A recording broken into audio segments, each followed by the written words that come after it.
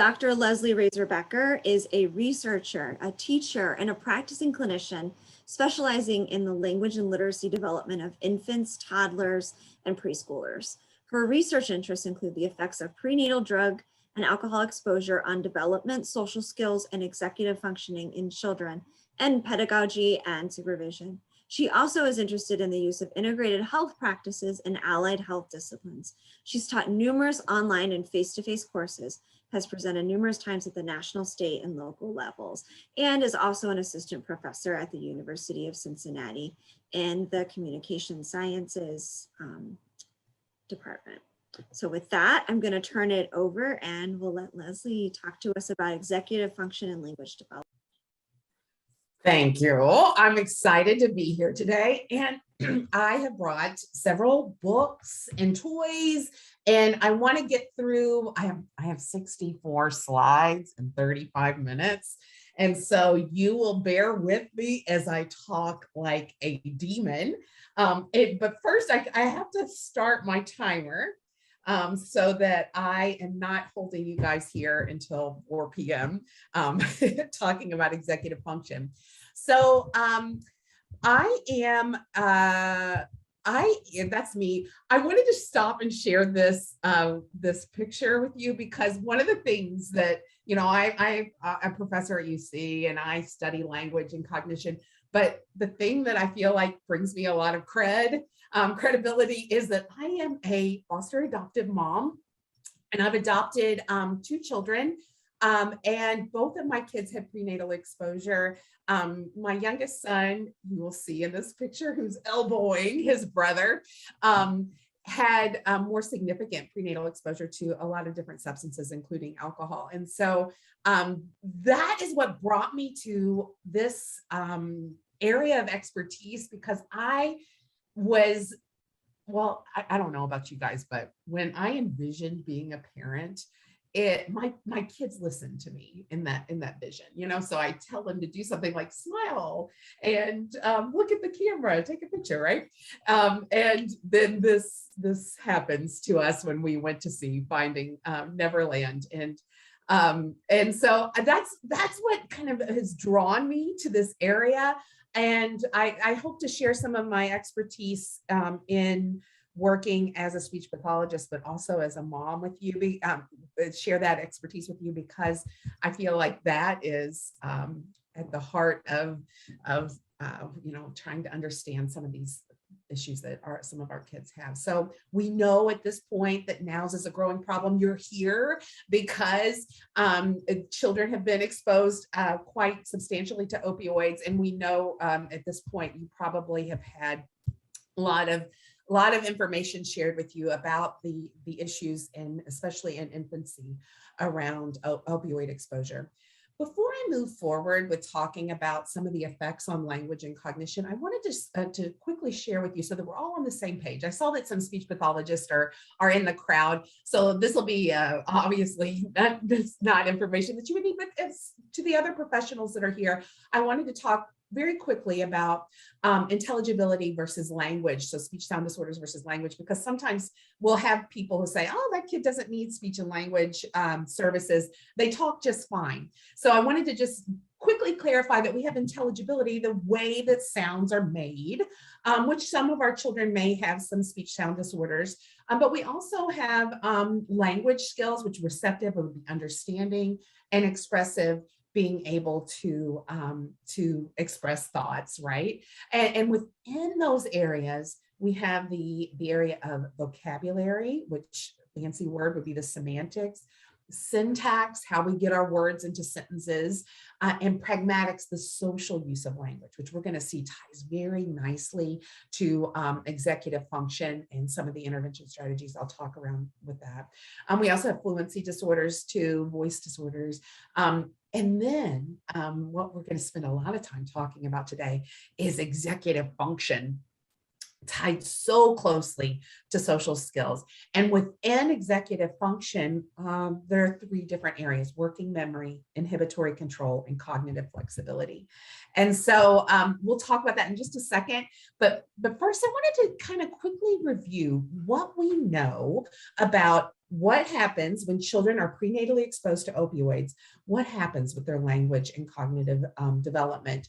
And before I go into some of the research that has actually recently been published, I am going to talk with you about a study that was published, I think, in April of 2021. So, but before we do that, I wanted to quickly note that this is difficult to study, right?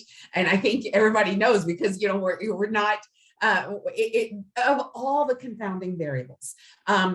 Number one, the ACEs, the adverse childhood experiences that children have, who may have when they are going home, perhaps with a biological family member who's experiencing poverty or maybe experiencing abuse. And then certainly children maybe have had exposure to other substances as well, not just opioids. Like I mentioned, my son had exposure to alcohol and methamphetamines and amphetamines as well. We have that confounding variable too, oftentimes of poverty, and then just the genetics too. So when we're talking about executive function weaknesses, it's been suggested that maybe persons with substance use disorders may have some executive function weaknesses and inhibitory control as well. So there's that genetic piece as well. So all of those things make it kind of difficult to say, oh, it's just the opioid exposure that's causing this language problem, or just the opioid exposure that's causing these issues with executive function. There are some things around studying language and about studying this area. Number one, the methodological limitations, so smaller sample size, difficulty having these comparison groups because of all those other confounding variables that we talked about just a second ago. And then it's so difficult to control the environmental variables too. So it's difficult to study this area. But one thing I do want to point out, particularly to language, and you'll see some inconsistent things if you're out looking on the web for like what are the effects of opioids exposure and on language. You'll see some inconsistent results. Some researchers say, oh, we don't notice any language differences. Then other people are like, whoa, there's some these children come to us with a lot of delays. And I want to point out that oftentimes in those studies in which we're not seeing as much some more significant issues with language, that the sensitivity of the measures that are used are not really great. So oftentimes there'll be like the Bailey or something that is not as very specific to language. And we have very specific measures to language. I'm going to share with you a study that one in 2021 that I feel like gives us some really good information because they use a very sensitive language measure. So I did just want to mention that to you. Here's what we know. The environment is critical for early language. I think we're all on the same page here, right? So I doubt there's a person in the audience that doesn't understand that language and reciprocity between a caregiver and the infant, toddler, child, it's so important for language development.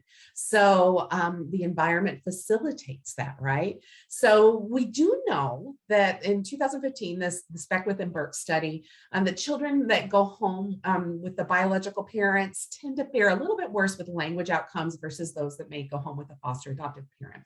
I'm not advocating that, oh, now we need to only send home to foster adoptive parents, but what I'm advocating for here is making sure that we're supporting biological parents when they go home with their infant, toddler in learning about reciprocity and making sure that we support them in their language development. And certainly you guys who are early intervention providers, I see many of you in the audience would understand that too. And so that's a big piece here. In 2008, we see this study, the Hunt and colleagues study. They used the Bailey scale of infant development, and they found significant differences in receptive and expressive language scores on for children who had prenatal exposure versus a control group. I'm moving quickly because I want to talk about this one. And this one is the one that was recently published in 2021. And they used the self preschool, the self-P. And this is a much more sensitive measure than the Bailey. It's a much more sensitive measure than the preschool language scale 5 as well. So if you're a speech pathologist, I won't get on a high horse here, but the sensitivity and specificity of the preschool language scale are relatively lacking. So I do appreciate this self-P study. I think this was a good choice of a test of these children. And what they found is that children who had prenatal exposure to opioids had poor receptive and expressive language outcomes at 4.5. Now, it's interesting because I will say that sometimes with children, and you, if you're a developmental specialist, you may notice this as well, is, when children get to be 2 or 3 years old, they may test fine on a language test. But what this study demonstrated to us is that when they get to be 4.5 and those more advanced language skills, that especially those skills that are necessary for early literacy, that we often will see the children have poor outcomes. So I thought this was a very important study, and I hope that you take the time, especially if you're a speech language pathologist, to look this up. Let's see. I wanted to make sure. Oh, I know. So this is after adjustment for the sex of the child, maternal education, other pregnancy substance use, because I mentioned, that can be a confounding variable if moms are using other substances as well. Nutrition, depression, all of those things. Opioid exposure remained a significant independent predictor of a child's language scores later on. So we do have, I feel like this is a pretty well-designed study, and I encourage you to check that one out.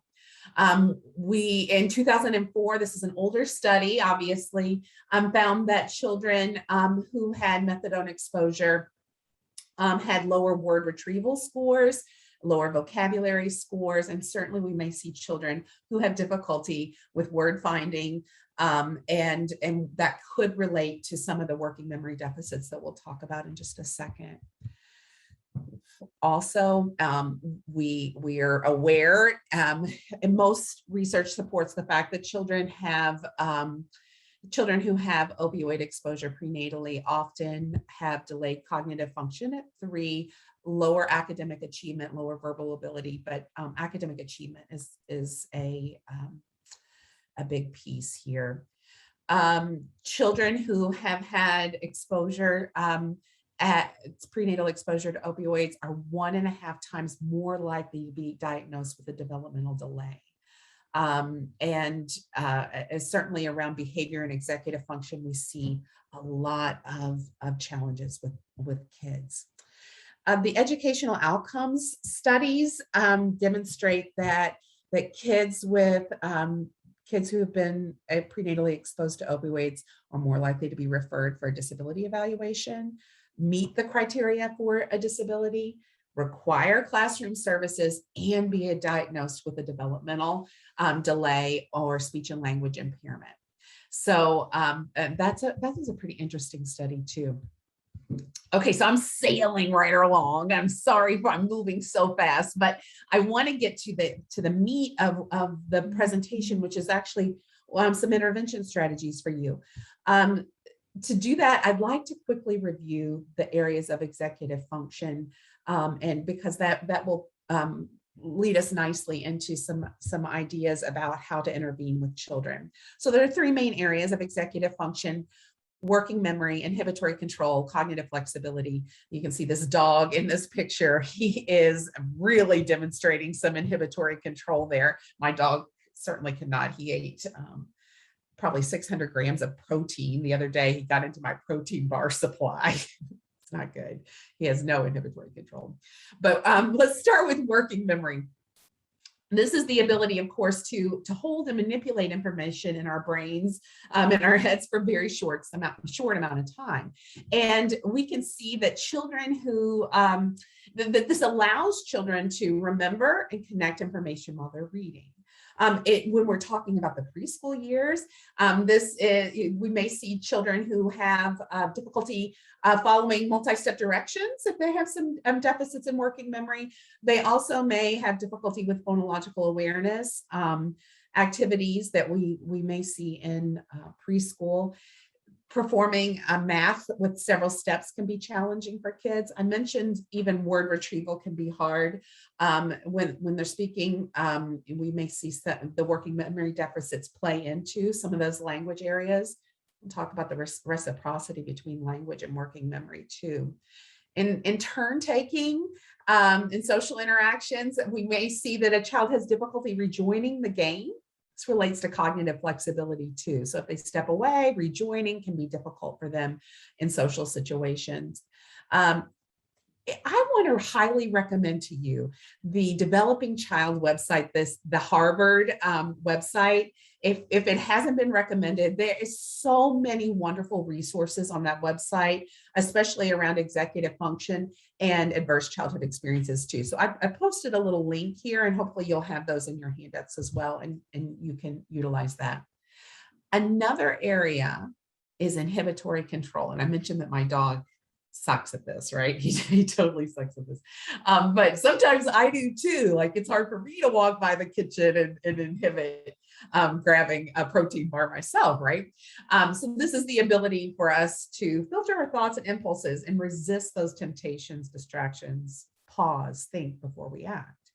That can be very challenging for children, typically developing children, right? So we see that this develops over the preschool years.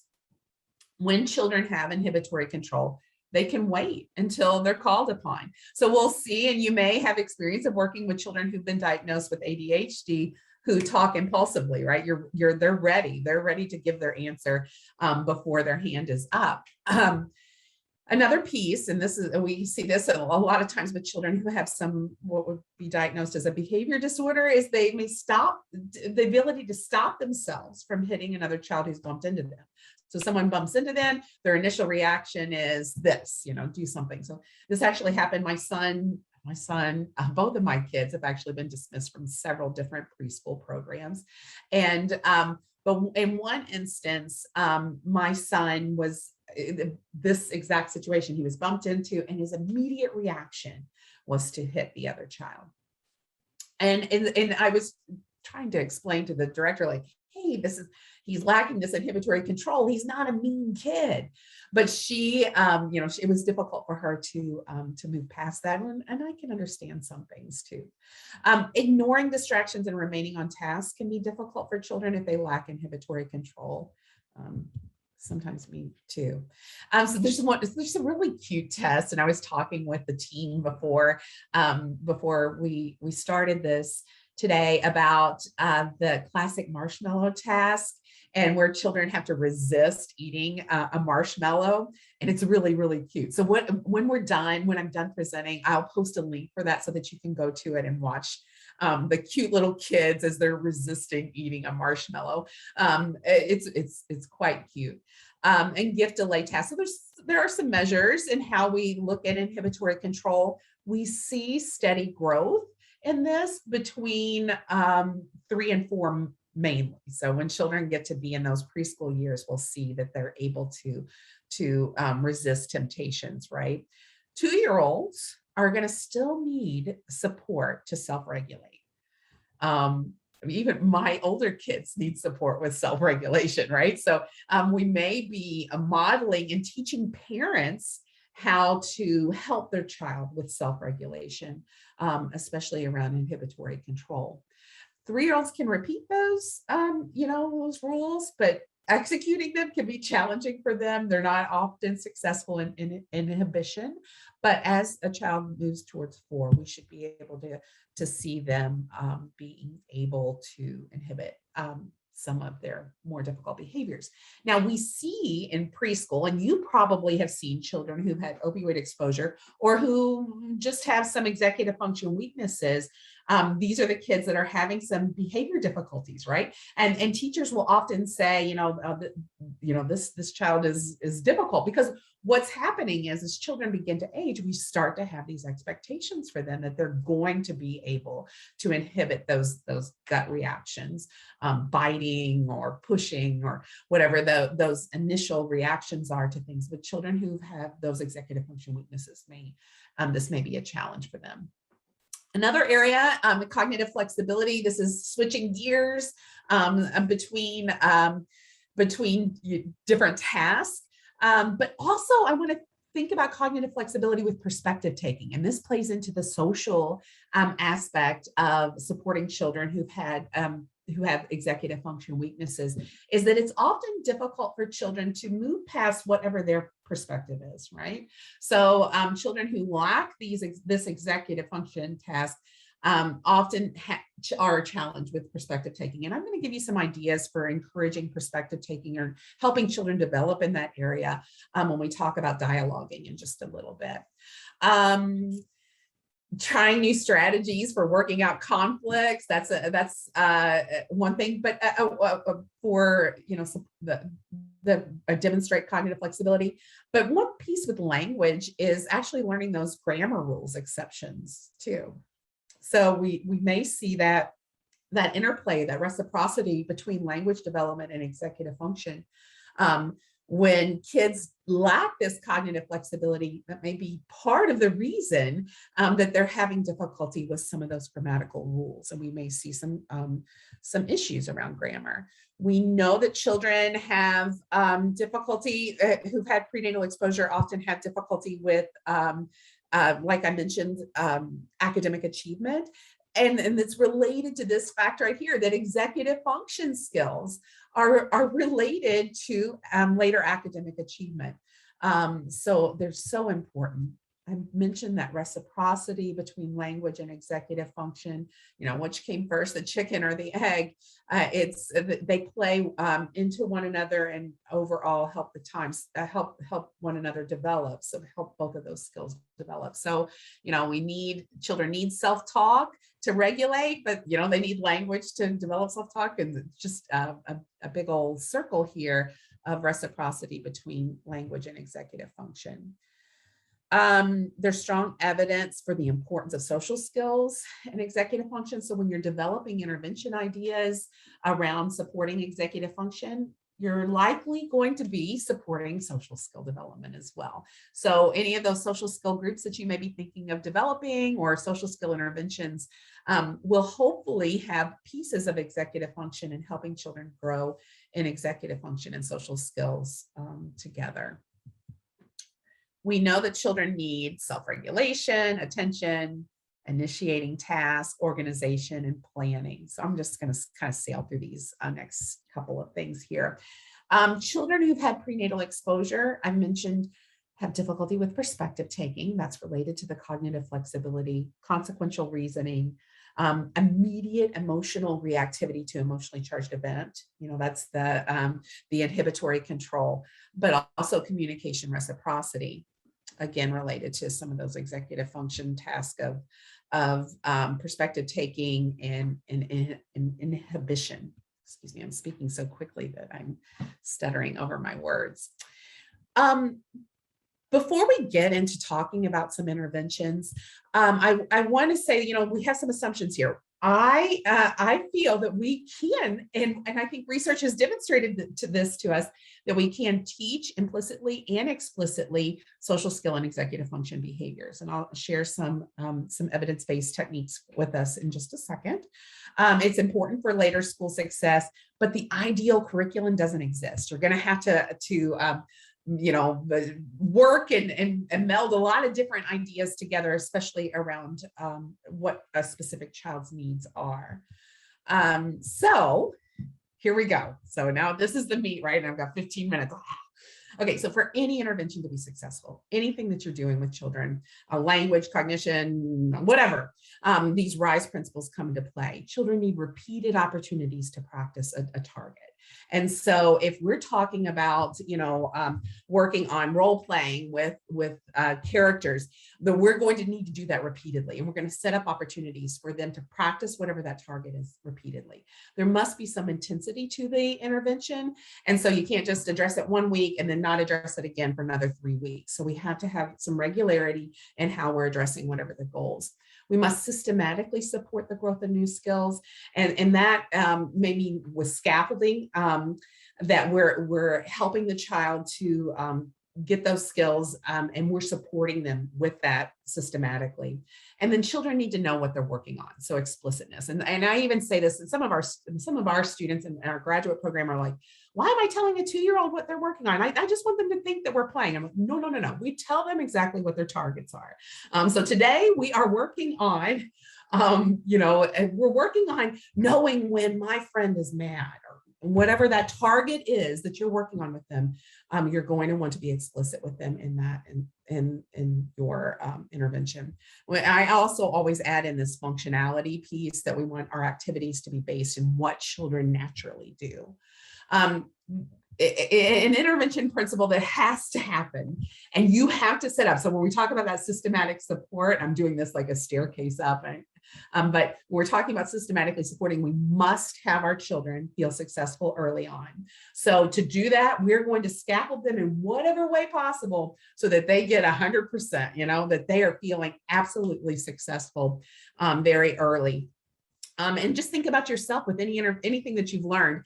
If something is difficult, I remember my ex-husband took me golfing, and I sucked at golfing, right? And so I never took to it, right? We want our children to experience that. He didn't set me up for success, is what I should have said there, but he didn't set me up for success. We always want to make sure that our children are feeling success. We can utilize negative practice, and I'll talk about that in some examples in just a little bit. We want to acknowledge. And this is interesting because I will say that we have those expectations, like I mentioned a second ago. When a child reaches 4, they shouldn't hit their friend who bumps into them, right? We're expecting them to have developed that inhibitory control. And so we often don't acknowledge that a child is, oh, wow, you didn't hit your friend when he bumped into you. But we need to provide those acknowledgments, and we need to remind the parents that we're working with and the teachers that we're working with that they providing acknowledgement and noticing positive behaviors is going to be so helpful in encouraging the growth of these executive function skills.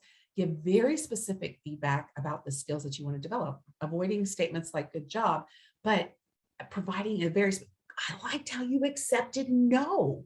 That's hard. I loved how you lined up just now. I told the class to line up and you lined up. That's the acknowledgement that we need to give to kids. And this good job stuff, I'm like, good job doing what, right? So, all right. So now let's get to intervention. Oh my gosh, I'm moving so fast. I'm so sorry. We want to build vocabulary in children. I mentioned that children who had methadone exposure often have difficulty with word retrieval. When that research study, I think it was 2004, noticed that. When we are designing interventions around vocabulary, we don't necessarily want to work in this tier 1 level. So I want to just quickly describe. Tier 1 are those basic words that are used in everyday language, baby, bottle, things that children hear a lot, right? We're not going to necessarily, unless there's a very specific reason, provide those kinds of intervention around those words. Where we want to work is tier 2 words. These are less frequently used words, but support a child in development.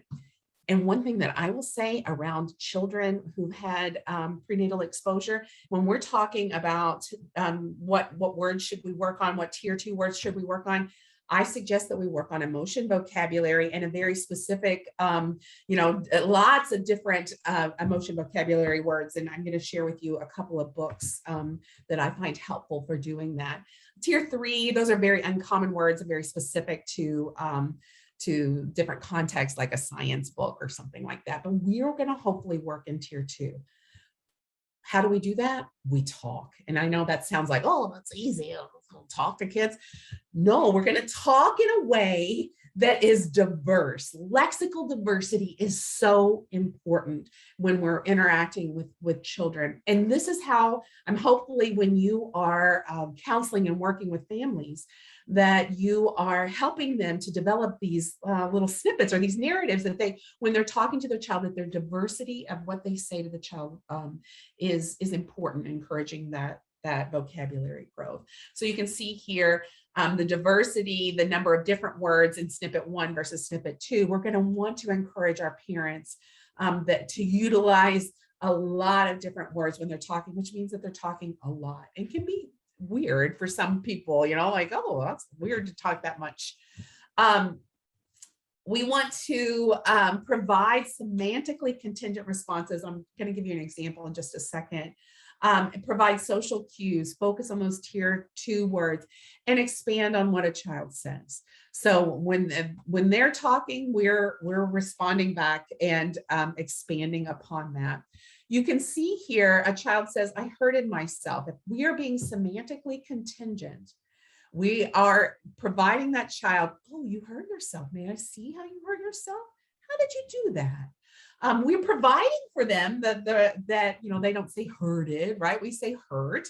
But you can see here that in a non-contingent response, maybe in a gut reaction would be a parent or a teacher would say, "No, say you hurt yourself." That's non-contingent. We're developing language using semantically contingent responses. Read alouds are so important. And one thing that I share with families, and I know probably my speech pathologists in the crowd do too, is that it's okay to read the same book 100 times. In fact, children learn from those. And we know children who have language delays get even more out of repeated readings. So that is fine. Child picks the same book. Great, perfect. Those read aloud should be interactive, and we should provide explicit definitions of novel words. And I just realized that my screen is fuzzy. Oh, you can see this one. My screen is fuzzy because I have a blurred background. One of my favorite books are the Llama Llama series. I'm sure you guys have know the Llama Llama Red Pajama. This one is fun. It's Llama Llama mad at Mama, and he goes to the grocery store and he's cranky and he gets upset and he has some emotion. A mama has an emotion reaction back. And so you can even, like, when you're talking to parents about this, like, it's okay. You have an emotion, right? Like, yeah, your kid's getting on your nerves. You want to just go shopping, right? But what's interesting about this is I would encourage you and encourage when you're working and counseling families or other teachers, is to go through the book and find those vocabulary items, those tier 2 vocabulary words, and then provide and think about what is going to be your definition, explicit definition as you're reading.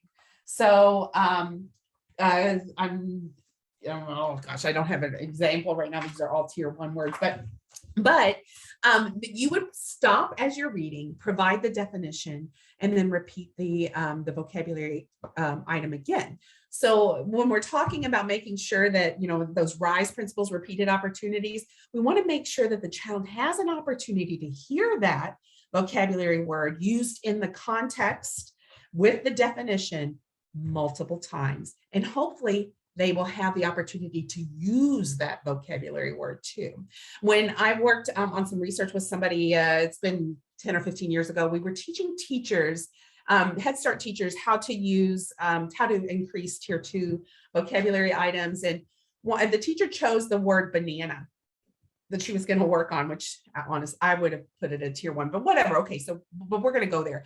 She said it's the banana. And so we said, okay, so we want you to use banana as many times as you can in interactions. And so she went to the dramatic play plays and she said, banana, banana, banana, banana. I'm not joking. Like, we have videos of her just saying banana like 30 times. So what we want to make sure that we're teaching parents, and what I learned from this experience is I wasn't explicit enough that I want them to use banana in a functional way, right? So, not just hearing the word over and over, but actually using it in ways that the children would naturally hear. Okay, so that's a little bit about vocabulary. I'm speeding here to compensatories with using visuals as well. So of course we know that picture schedules are useful, and I'm hoping that you are utilizing and helping parents with picture schedules. One thing I would like to notice or to point out to you is that oftentimes we come in with these huge boards. You can see these huge picture schedules here, and that can be overwhelming for families, in my humble opinion. And so oftentimes when I'm working with another foster family on developing picture schedules, I will say, pick one snippet of your day, whatever that means, brushing your teeth, going to bed, whatever those things are. We're going to just start there. We start small because why? We want the family as a whole, or the child as a whole too, to feel successful early on. So if we want them to utilize the picture schedule, we're going to start small. The same way it goes in a classroom too. I never introduce to a classroom teacher their whole day with a picture schedule. We'll start very small. Visuals can also help children. This is, if you're interested, if you're a speech pathologist, the American Speech and Hearing Association has a has a interactive session. Well, it's not, they have a CEU session with Howland about executive function in preschool and developing those skills. This is from her work.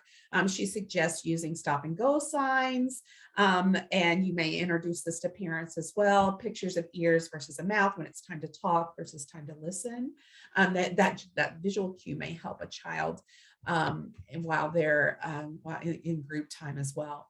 One thing that I want to point out that maybe not as used in preschool programs or even with families if you're working in early intervention is play sequence visuals. And this can support, one, cognitive flexibility, but also working memory. So if we're talking about developing those executive functions in children, we want to make sure that we are supporting them with the visual routines here. So I mentioned that you can, I'm going to show you some examples here. This is playing with a baby doll.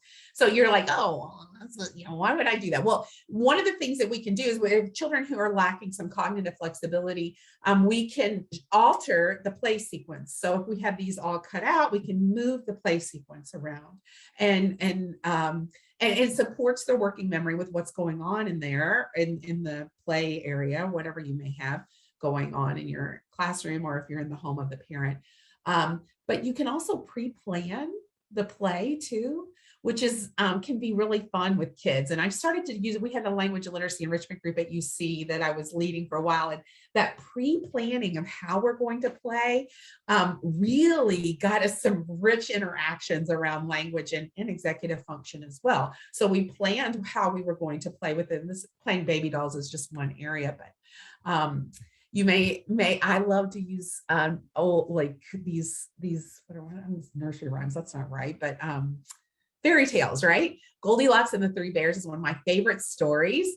And we can utilize those visual sequences to help us with that. Okay, I'm going to speed through here and go to mediated interactions. This is problem-solving dialoguing, and can be useful in working with children. So this is, if we're talking about building vocabulary, but also building those problem-solving skills in children. We're going to want to dialogue with them around whatever social issue comes up with them. So in this example, there are 5 principles. You have to identify the problem and understand and deal with the real problem. And what I mean by that is it's sometimes we get stuck on like, oh, well, he wasn't sharing or whatever, but what's the child's perspective about what that real problem is?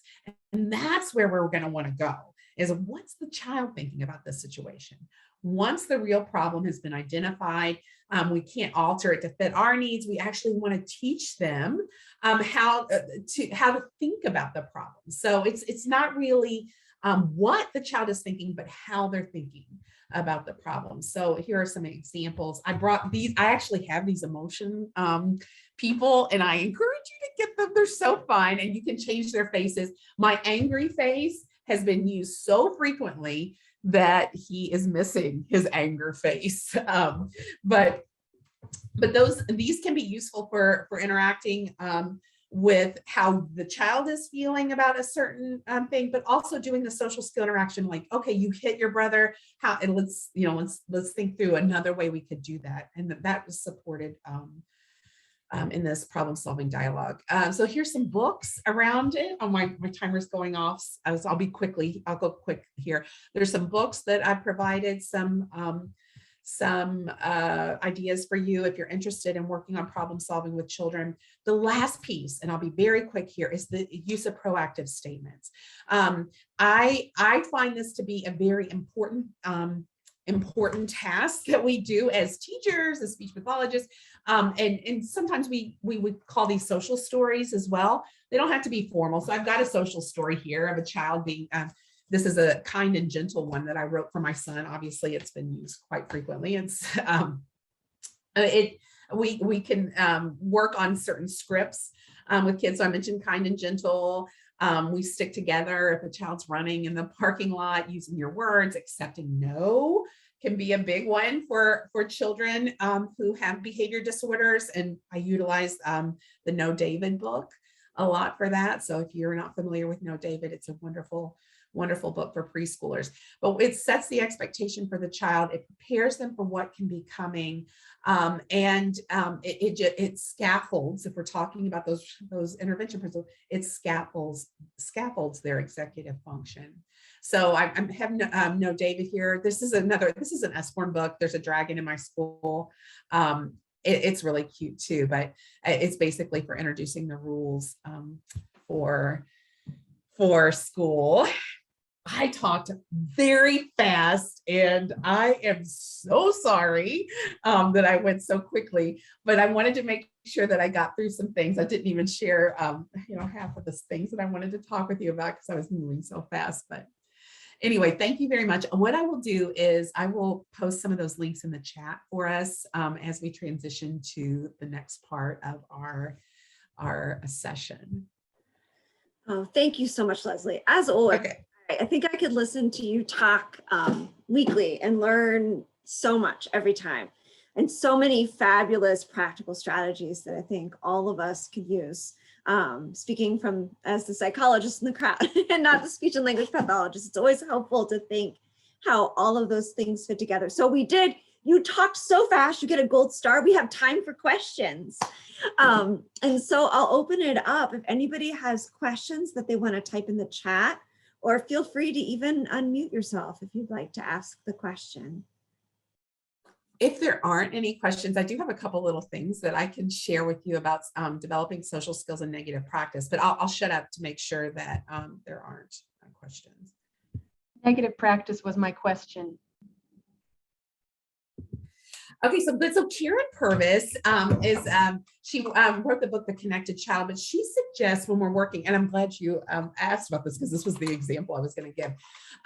When we're working with children on social skills, that we practice positively, whatever the positive social thing that we want to see from the child, we practice it positively, we practice it negatively, and then we practice it positively again. And so Dr. Purvis would suggest that we allow the child to pick out whatever character they want to be. I brought Buzz and Spider-Man for this, and that we practice whatever that skill is. So for example, I had a child who every time their parent reported that every time the babysitter came to the house, the child would scream "Ah!" and run away or do something negative. So we practice that interaction positively first. So when the babysitter comes to the house, so when Buzz comes to the house, what would be the positive social behavior that we would want to see from that child, which would be, "Hi, how are you?" We might also want to say, think about, why is that child screaming and running when the babysitter comes? Well, maybe they may be experiencing the emotion of, "I'm going to miss my mom or my dad when they leave because I know the babysitter's here." So you might even say that and give the child that word, hello, I'm going to miss my mom. Something, that would be a positive way for them to express whatever that emotion that they're obviously experiencing when the babysitter arrives. Then you're going to want to practice it negatively, how they did it, how they currently are doing it. When the babysitter comes over and maybe hit the babysitter or whatever that negative behavior is, and then bring it back to the positive again. So that's the negative practice piece. And I kind of simplified it there with that example, but actually something that we use when we're talking about using negative practice and when we're doing these role plays. If we are going to be successful in this, it's going to have to happen multiple times, just like the social stories or the proactive statements that we're doing, repeated opportunities. So just doing it once is not going to work. We're going to have to do it multiple times. So sorry. I hope. Thank you, Stacy. Yes, sorry. Talk, right? Right. Well, if you think of some, I'm hoping Leslie's going to stick around a little bit. She's going to put those things in the chat for us. And we can feel free to also put questions in the chat if you have them for her. And we'll go ahead and transition to our case. Yet again, thanks so much, Leslie. So many great strategies. I'm very excited. The other nice thing is we sent the slides, so you've got all of those great resources. I want to go look at some of those books, and the emotions people might be my favorite tidbit of a tool to buy. So thank you. Thanks yet again, a great conversation. We look forward, we'll see you guys in 2 weeks. Don't forget, the post, Jesse's going to send you guys the post evaluation summary or evaluation. Make sure you fill that out. One, if you need credit, but two, it's really helpful for us. When we hear comments from you, we try to change, we try to adapt. So if you've got thoughts, we read them. They're not wasted things to type. So do that. And I hope you guys all have a great weekend and a good 2 weeks. We'll see you back here. Take care, everybody.